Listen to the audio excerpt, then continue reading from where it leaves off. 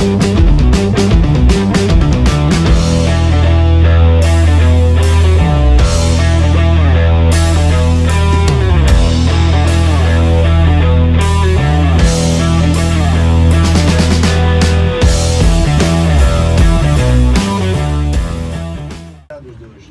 va présenter notre invité aujourd'hui sur antenne, sur la table d'interview. Là, les deux messieurs qui vont parler tout seuls. Moi, je suis pas là.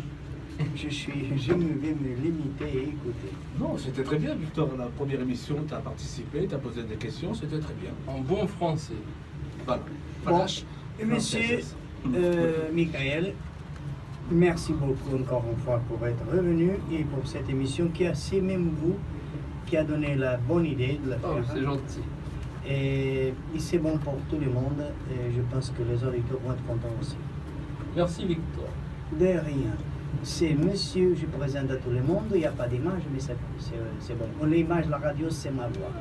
Et je présente monsieur Michael Bardot.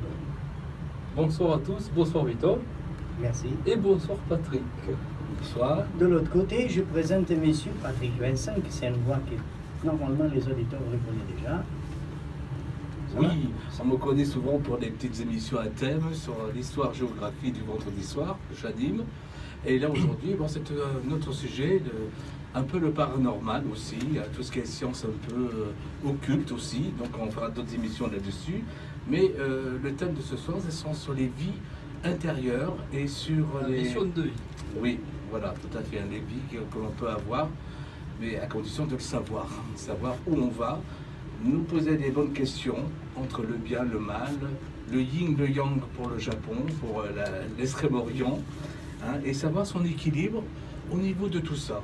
L'homme, femme, le bien, le mal, voilà. Tout est lié. Et celui qui trouve cet équilibre, on va dire, est beaucoup plus réceptif aux choses et devine les choses aussi. Il y a une sorte de quelqu'un de médium en nous. Nous sommes tous plus ou moins médiums.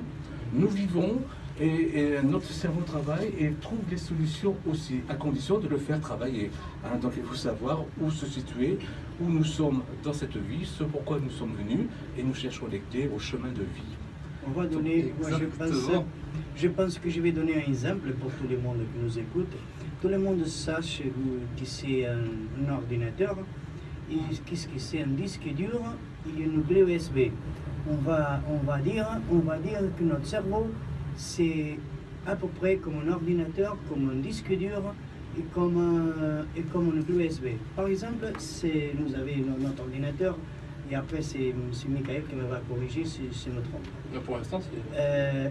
Dans l'ordinateur, nous entrons dans notre ordinateur, il y a le disque dur, on se garde tout. Il y a les documents, il y a les téléchargements, il y a les downloads, il y a tout ça dans l'ordinateur. Notre cerveau, c'est à peu près comme ça.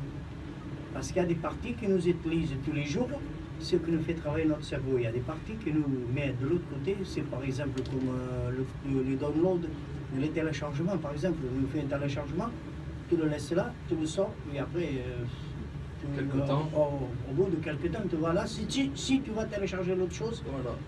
Notre cerveau, c'est à peu près comme ça, non? C'est une belle métaphore, Victor.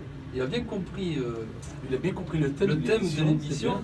Donc en gros, pour suivre la métaphore de Victor, si on revient sur la mission de vie, en faisant une séance d'hypnose de régression spirituelle, on peut avoir accès à ces informations et les télécharger, comme il nous a dit, comme une application, pour pouvoir s'en servir dans la vie actuelle et pour se reconnecter à des savoirs ou des capacités dont on a besoin pour s'améliorer aujourd'hui et pour se réaliser soi-même. Sachant que si on essaie de définir ce qu'est une mission en général, moi j'ai pris la définition du Larousse, comme ça on va pas trop loin, mais au moins c'est une bonne définition. Dans le Larousse, il dit une mission, c'est une charge donnée à quelqu'un d'accomplir une tâche définie. Donc si on parle de mission de vie, ça serait se reconnecter à ce pourquoi on est là maintenant. Quelle est notre tâche en tant qu'être humain aujourd'hui? Et oui, ça interpelle tout le monde parce que tout le monde se pose les mêmes questions. Tout le monde se pose la question à un moment de sa vie. peut-être qu'on peut laisser passer sa vie pendant un temps sans se poser la question, mais chaque être humain, autant toi, je pense, Patrick, que moi, que Vitol, à un moment s'est demandé quelle était sa tâche. Et oui, on se pose toujours la question aussi. Voilà. Je pense que toute notre vie, on passe à chercher les questions à nos réponses. Certains y arrivent, d'autres non. N'y arrivent pas, ils prennent d'autres chemins. D'autres chemins, et on peut voir que ça peut se découpler en plusieurs...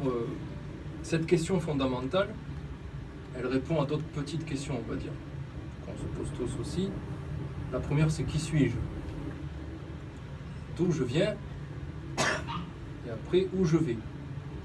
Et les gens se positionnent souvent en victime. Par rapport à La leurs conditions des actuelles. séances, oui, aussi. Ils se positionnent en victime, oui, c'est toujours de ma faute, il y a tout le temps tout ça. Et alors qu'ils ne cherchent pas vraiment à trouver la bonne clé et la bonne solution. Voilà, et c'est ça qui est intéressant, c'est qu'en se reconnectant à leur vie antérieure, entre autres, dans une séance d'hypnose vie antérieure, ils peuvent se reconnecter à des choses qu'ils ont vécues et avoir les réponses personnelles à leurs questionnements pour pouvoir avancer sur leur chemin. Justement, sur les vécus, Oui. j'y viens. Si on a revécu plusieurs vies, on ne devrait pas faire les mêmes erreurs que dans les autres vies antérieures. Ça devrait être un plus. On arrive à un enfant qui naît. Il arrive dans un nouveau corps, l'âme arrive dans un nouveau corps, on va dire. Et donc, il est déjà armé, mais de ses vies antérieures. Et c'est bizarre, certaines personnes oui. n'utilisent pas tous ces... Mais tous déjà, ces il faudrait dons s'en qu'ils ont. rappeler. C'est peut-être, si on reprend la métaphore de Vitol qui était pas mal, elle était pas mal Oui. sa métaphore. T'as vu, Bah, si on reprend sa métaphore, qui est une bonne introduction, dans un ordinateur, on a plein de fichiers, plein de logiciels. Ils sont présents. Ouais. Mais autant toi que moi, on ne les utilise pas tous tout le temps. On oublie certaines choses. Et il y en a qu'on a dans l'ordinateur, on ne sait même plus qu'on les a. Ils sont stockés dans archivés. Ils sont là, mais on ne s'en rappelle plus. Et quand on est en hypnose, on peut s'y reconnecter, les retrouver. Donc, à partir du moment où déjà on va se reconnecter, on va comprendre, comme tu dis, on va comprendre ce qu'on a acquis, entre autres. On va pouvoir donc se libérer des problématiques qu'on vit actuellement, pour après, au final, pouvoir se transformer. Se transformer, moi je prends ça dans le sens étymologique du terme, c'est-à-dire trans et formation. Trans, c'est le changement de forme. C'est-à-dire qu'on va pouvoir changer notre forme quotidienne, entre guillemets, c'est-à-dire la façon dont on agit avec autrui, avec son entourage, la façon dont on réagit par rapport aux autres. On va pouvoir changer cette forme au niveau de la communication, de la façon d'être, ses habitudes, pour pouvoir réaliser ce qu'on doit, ce pourquoi on est venu. Alors moi j'avais une question sur cette première émission qu'on avait un peu fait La semaine dernière. la semaine dernière. Et Oui. tu m'as parlé d'une femme qui avait eu 3 vies, cette personne, une Suédoise, je pense. Non, là tu mélanges un peu les deux, mais qui a vu Bon, 3 vies, oui, je m'en elle a eu 3 rappelle. vies. Et donc elle aurait vécu autant de Cléopâtre au XVe siècle, étant un enfant qui aurait été abandonné. Ah, orphelin après, oui, oui, que c'était un Alors, petit moi je me garçon. demande, entre le Cléopâtre, le XVe siècle et admettons après du XVIIIe siècle, l'interphase et l'intervie, et j'aimerais savoir Ah, ce qu'il y a entre. ce, En ce fait, qu'il y a et pourquoi les gens ils attendent aussi longtemps pour revenir. Qu'est-ce qu'ils font? Parce que ce temps c'est long. en fait, c'est- Enfin, la question est un peu brute, non. un peu. Ah. Voilà. Oui, là tu me poses une énorme question avec plein de piège? digressions. Non, non, de pas de digressions. piège. Et on s'en piège des digressions, c'est-à-dire que moi ma réponse elle va devoir être touffue. Donc, pour revenir sur cette personne, je t'avais dit qu'elle avait eu 3 vies.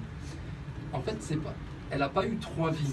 C'est que le jour de la séance, en hypnose de régression, on se reconnecte le jour de la séance. Obligatoirement, vous vous connectez en fait à votre conscience supérieure. Donc si on reprend encore la métaphore vitolienne, on va l'appeler, de Vitol, vous avez votre ordinateur central qui est dans votre cerveau, et après vous avez l'ordinateur central de l'ensemble des êtres humains. D'accord. Ce qu'on appelle la conscience Ouais. supérieure, Conscience. ou que certains matérialistes appellent la conscience collective. D'accord. Ce qui fait qu'on est connecté, qu'on vit ensemble, en tant qu'être humain, qu'on communique et autres. Donc on se réfère tous à cette conscience. Donc, par là, on a accès à ce qu'on appelle dans le milieu les annales akashiques. Les patients qui ont été connectés aux annales akashiques, ils ont souvent dit que c'était une espèce d'énorme bibliothèque avec le livre de l'ordre. D'accord ? Donc, pour revenir à cette dame, le jour de sa séance spécifique, elle avait des problématiques. Oui. Voilà, Le spécifique. choix entre deux hommes. Non, ça c'était une autre c'était l'autre, ça. C'était une autre. l'autre. Bon, je comprends. Celle qu'elle a, attends, que je m'en rappelle parce que j'en ai pas eu que deux de clients. J'espère pour toi. Alors attends. Bon, elle avait deux, trois problématiques bien pesantes. Je me rappelle plus exactement, mais elle avait trois problématiques. Durant la séance, on va faire en sorte qu'elle se connecte à ce moi supérieur. En gros, c'est ton moi à toi qui sait tout de toi. Il sait l'avenir, le passé, le présent. Et ce moi, c'est comme si, pour faire une image, c'est toi qui t'observe depuis le haut de la montagne, en bas, en train de faire ta vie, et qui peut te guider. Enfin, ça va nous aider à, comme on dit, le présent se détermine notre avenir. Voilà. Et donc, on se connecte à cette conscience, on en fait la demande, et pour avoir les réponses aux problématiques qu'on pose, que la personne pose, à ce moment-là. Donc, pour répondre, parce que je vois que tu attends avec impatience juste la réponse, J'entends. mais il faut bien expliquer avant d'y arriver, sinon tu vas pas comprendre. Donc, comme elle était venue avec ces problématiques, on a eu accès à trois vies qui avaient dans le temps été très espacées, mais qui répondaient chacune d'entre elles aux problèmes. C'est-à-dire qu'à chaque fois, selon les questions que je posais pendant la séance, ça partait dans une vie.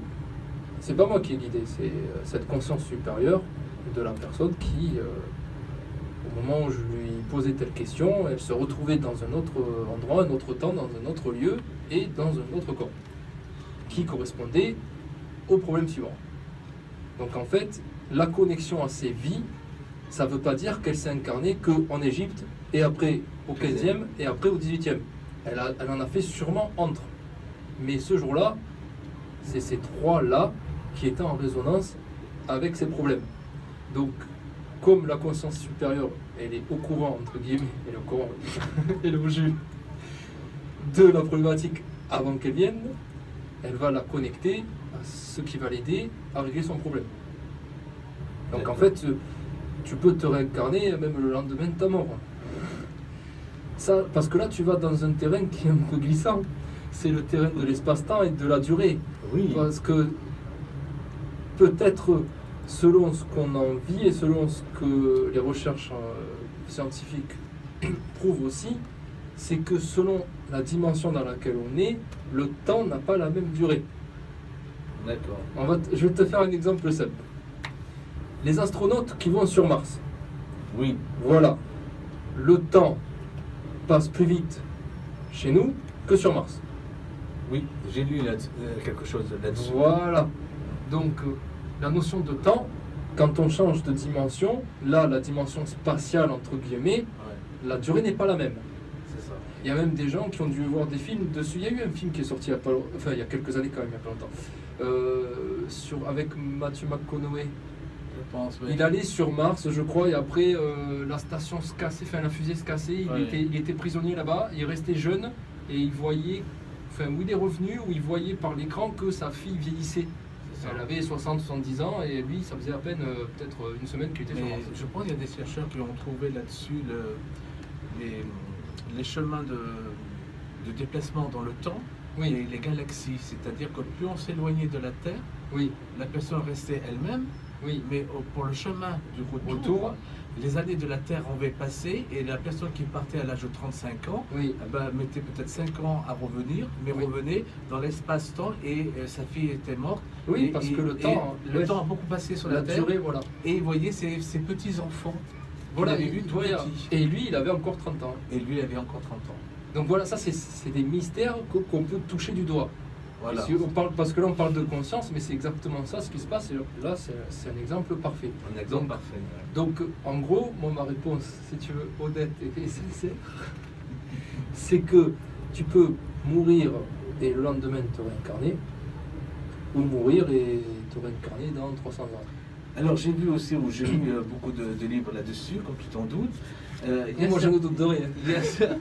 Il y a certaines âmes qui refusent de revenir ou qui disent que c'est pas le bon moment pour elles pour revenir. Elles peuvent refuser de revenir dans un corps, dans une autre personne. Elles attendent un bon moment et parfois elles refusent de revenir.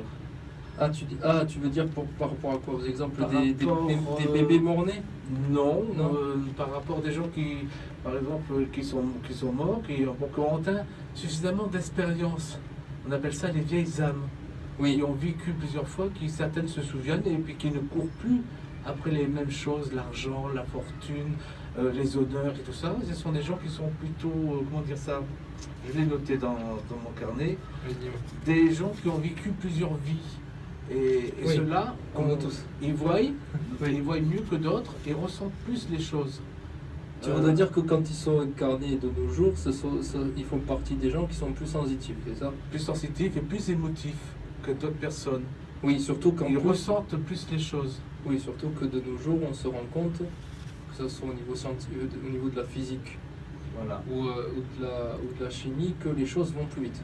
Ou même Voilà. au niveau, chacun quotidiennement se rend compte que les choses vont plus vite, que même des gens, là, aujourd'hui, ont plusieurs vies. Par D'accord. exemple, les jeunes de maintenant, il arrive d'avoir plusieurs métiers dans une vie. Oui, ce qui sera le plus Voilà. le cas. Voilà, alors que de l'époque de nos parents ou grands-parents, on avait un métier pour une vie. C'est ça. Donc c'est une preuve déjà que le temps s'accélère. Et ouais. Et qu'on a plusieurs vies réelles, enfin plusieurs vies. métiers. Voilà, mais au final, on a quand même plusieurs vies quand on a plusieurs métiers, parce qu'on ne vit pas de la même façon. On n'endosse pas le même costume. Donc c'est ça qui est drôle, c'est que même au niveau terrestre, palpable et physique, on a plusieurs vies déjà maintenant, Oui, en règle générale. en règle générale.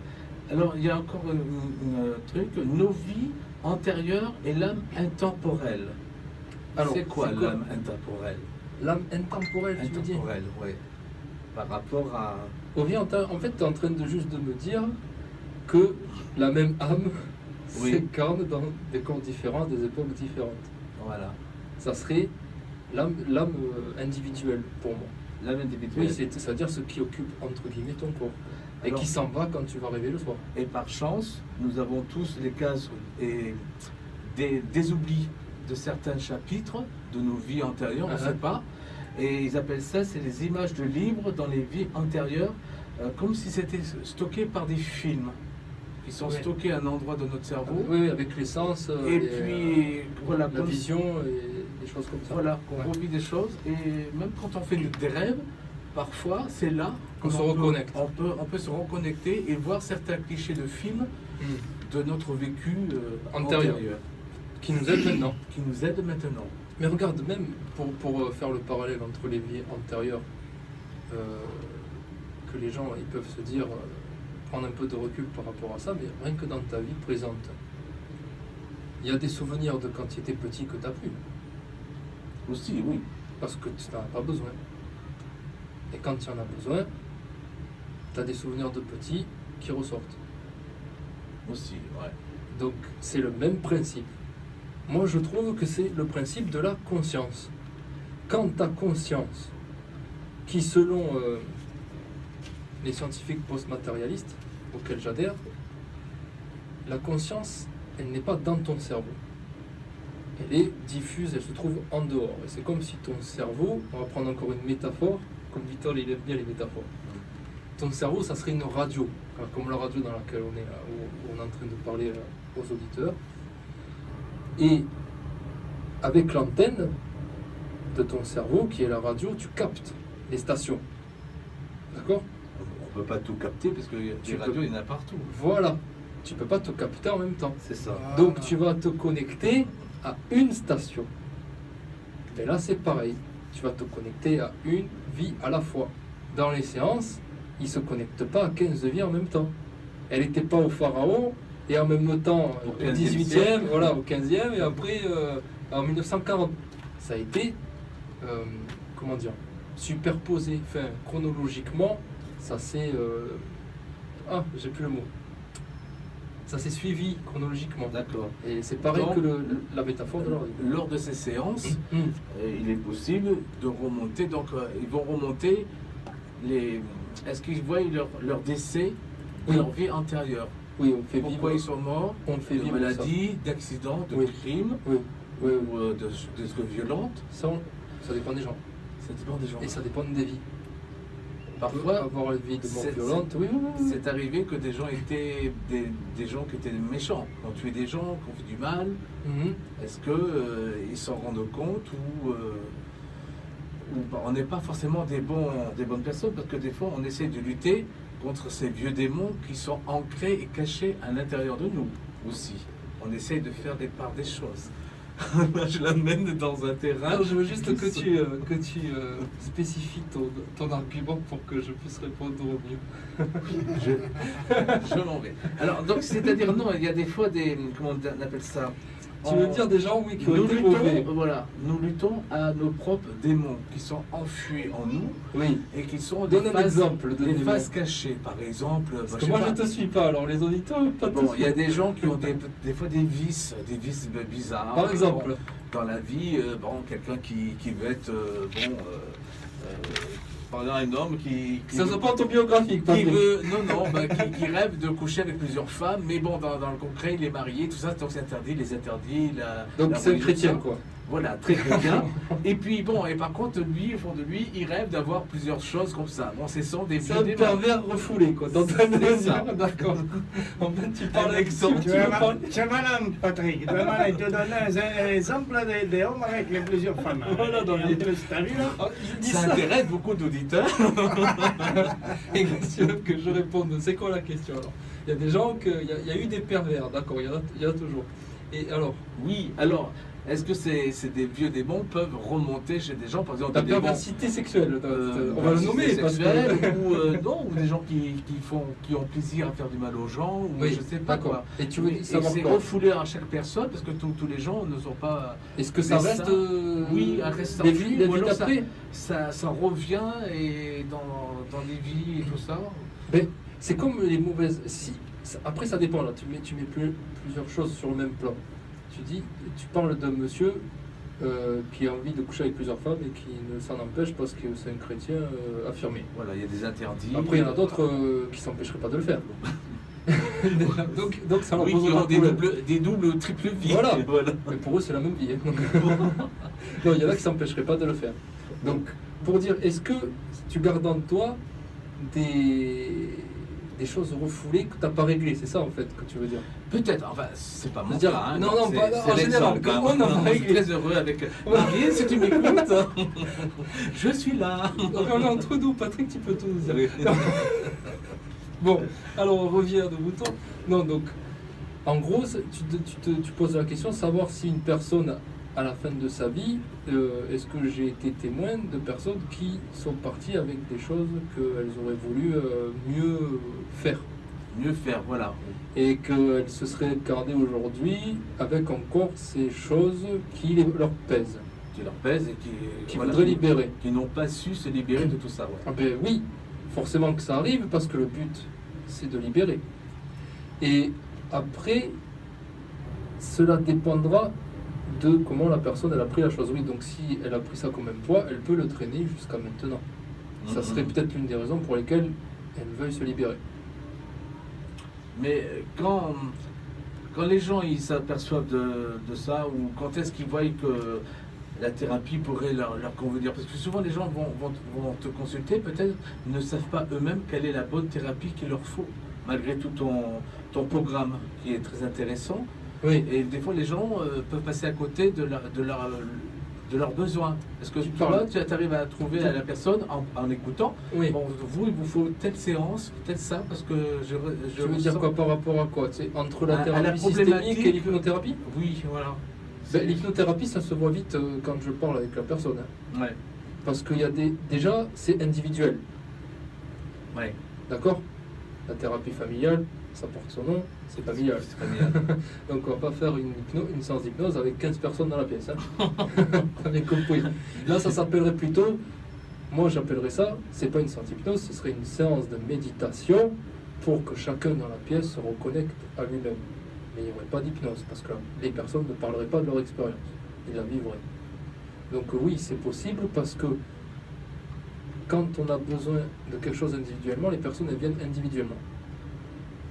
Et des fois, il y a des choses qui sont profondément ancrées, de un, et de deux, il y a aussi des choses qu'on a dit à personne, qu'on a dites à personne et qu'on ne veut pas dire.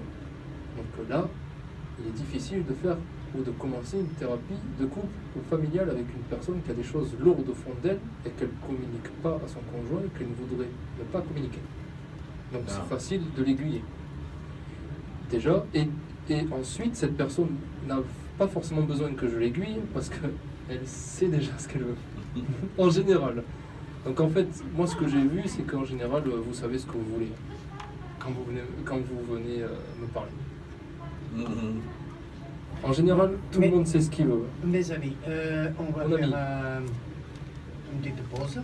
On va Bien passer sûr. notre partenaire en même temps. Patrick en a besoin. Relaxer un peu la voix. On va passer notre partenaire. On revient dans 5-10 minutes pour tous les auditeurs. Et remercie parce que c'est pas mal d'auditeurs qui sont écoutés déjà. Merci à tous. Et on continue avec des musiques pour soulager les stress.